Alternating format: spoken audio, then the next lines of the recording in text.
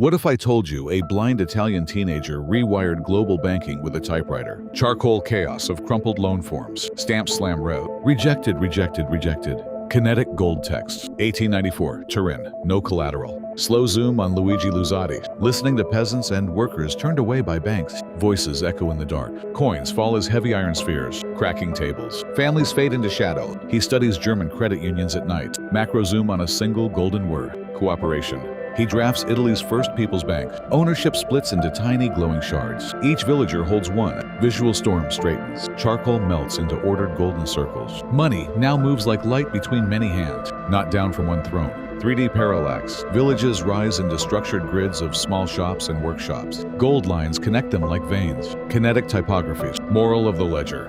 When a system locks people out, do not beg the gatekeeper. Redesign the door so everyone owns the